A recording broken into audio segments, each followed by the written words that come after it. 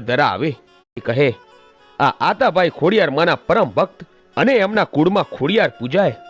આતાભાઈના વડવાઓ 3 પેઢીથી માં ખોડિયારના દર્શન કરવા દર વખત ભાવનગરથી ગઢધરા આવે.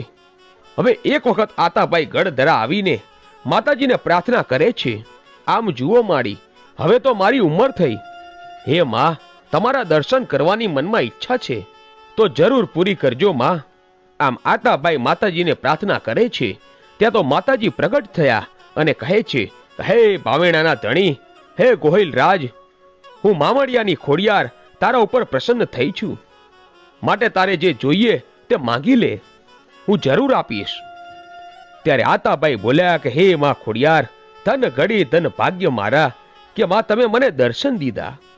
પણ માં, તમે મને માગવાનું કહેતા હોય ને તો માં, મારા રાજમાં એટલે કે ભાવનગર પધારો, એટલે મારે રોજ તમારી સેવા પૂજાનો લાભ મળે, અહીં સુધી આવવું ન પડે માં.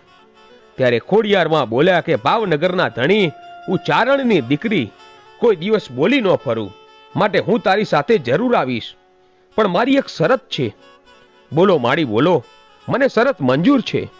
તો સાંભળ રાજન, તું આગળ હાલ અને હું તારી પાછળ હાલી આવું છું. અમે સાતે બહેનો તારી પાછળ આવીશું. પણ જો તું પાછળ વળીને જોઈશ ને તો ત્યાંથી હું એક ડગલું પણ આગળ નહીં વધું. હા માડી, તમારી શરત મંજૂર છે, કહીને આતાભાઈ આગળ જાય છે અને પાછળ માં ખોડિયાર હાલતા આવે છે. ગઢધરેથી માજી નીકળ્યા અને ચાલતા રાજાની પાછળ હાલતા આવે છે. પછી કહેવાય છે કે રાજપરા ગામ સુધી પહોંચ્યા અને માતાજીએ લીલા કરી. ચારે બાજુથી પવન ફૂંકાયો, ઝાડવા ડોલવા લાગ્યા, પવન સુસવાટા કરવા લાગ્યો. ત્યાં માતાજીએ એકાએક એમના પગના ચાંજર જે રૂમઝૂમ વાગતા હતા એ બંધ